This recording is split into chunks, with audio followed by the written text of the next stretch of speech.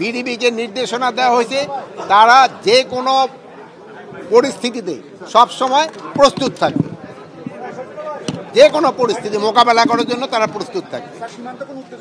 সীমান্তে ওই ধরনের কোনো বড় ধরনের কোনো উত্তেজনা নেই। কিন্তু আমরা সীমান্তে যারা সীমান্তবর্তী বাংলাদেশি যারা আছেন তাদের সামনে আমরা কথা বলেছি, আমাদের তারা অনেকেই উদ্বেগের কথা জানিয়েছেন, নিরাপত্তাহীনতার কথা জানিয়েছেন, কারণ ভারত থেকে নানান ধরনের হুমকি ধামকির বিষয়ে তারা জানতে পারছেন। আপনারা তাদের বলবেন তাদের উদ্বেগের কোনো কারণ নাই, তারা নিরাপত্তা দেওয়ার জন্য আমরা সব সময় প্রস্তুত আছি, তারা সম্পূর্ণ নিরাপদ।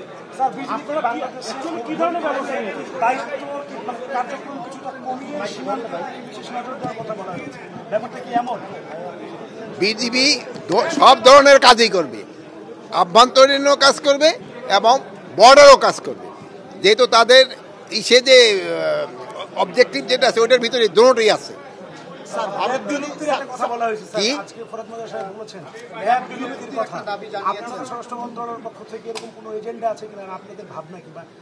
এটা ব্যাপারে আমি ভাই বলছে, কিন্তু এই ব্যাপারে আমি এখন এই ব্যাপারে কিছু বলতে চাই না। স্যার, ভারত যদি সীমান্তে উত্তেজনা ছড়ায় তাহলে আপনার নির্দেশনা কি থাকবে বিজেপি? যদি ভারত, একটা কথা, ভারতের জনগণ যেমন ধরেন করছে কি বলে প্রশাসন করছে, ওই ক্ষেত্রে তো আর বিজেপি প্রশাসন করবে না, ওই ক্ষেত্রে প্রশাসন করবে না আপনারা, বাংলাদেশ জনগণ করবে। আর যদি বিএসএফ এর থেকে কোনো ধরনের উত্তেজনা বা অন্যরকম কোনো কিছু হয় ওটা প্রতিকার করবে হলো বিজেপি। ওই রকমই নির্দেশনা আছে এবং ওই ধরনের প্রস্তুতিও আছে। এখন একও জিজ্ঞেস করেন আর আপনারা জিজ্ঞেস করেন, তারা প্রোটেক্ট করবে।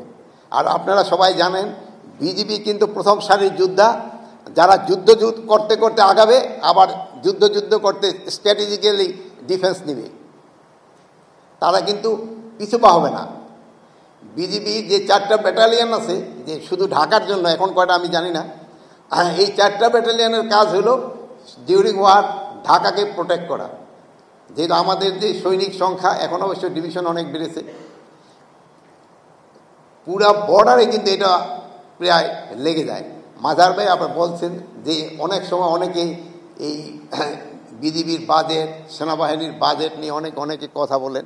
তো মাজার ভাই আমার মনে হয় এই জিনিসটা সবাই সামনে আনবেন যে বিজিবি এবং সেনাবাহিনীর বাজেটের আরও বহু প্রয়োজন রয়েছে, যেহেতু বাজেট কিন্তু একটা বড় শক্তি, এই বাজেট ছাড়া কিন্তু সামনে আগানো যায় না। তো আমি অপ্রাসঙ্গিক হয়তো কিছু কথা বলে ফেললাম, যেহেতু মাজার ভাই উঠেছিল। তা আপনারা সবাই ভালো থাকেন, এই দোয়া করি। এই আমাদের আহত ভাইদের পিছনে আমাদের যত টাকা ব্যয় করতে হয় সরকারের কোষাগার থেকে ওই পরিমাণ টাকাই ব্যয় করা হবে, তাদের চিকিৎসার কোনো ধরনের কুশল করা হবে না। আমি ওই একবার একটা অর্গানাইজেশন বলতেছিল স্যার এই ট্রিটমেন্টের জন্য 18 লক্ষ টাকা লাগবে। আমি বললাম কেন 18 কোটি টাকা হলেও তার উন্নতর চিকিৎসা আমাদের দিতে হবে, এটা আমাদের নৈতিক দায়িত্ব। এটা যদি আমরা না করতে পারি তবে কিন্তু আমরা মানুষের কাছে মুখ দেখাতে পারবো না। আমার সহকর্মী ফরিদাপা বলছেন যে এটাই কিন্তু আমাদের এই সরকার, আমাকে কিন্তু পিছপা হলে চলবে না, আমাদের কিন্তু আগাতে হবে এবং এই ভাইদের নিয়ে কিন্তু আগাতে হবে।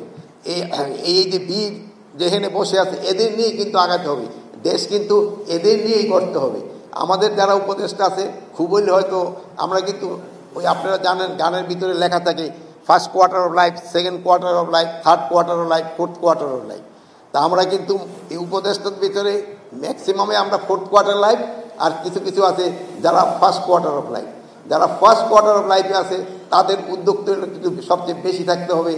আমরা যারা ফোর্থ কোয়ার্টার অফ লাইফ, তা আমরা তার যতটা দিয়ে যেতে পারি ওটি আমরা চেষ্টা করব। আপনারা সবাই ভালো থাকেন, এই দোয়া করি। আল্লাহ হাফেজ।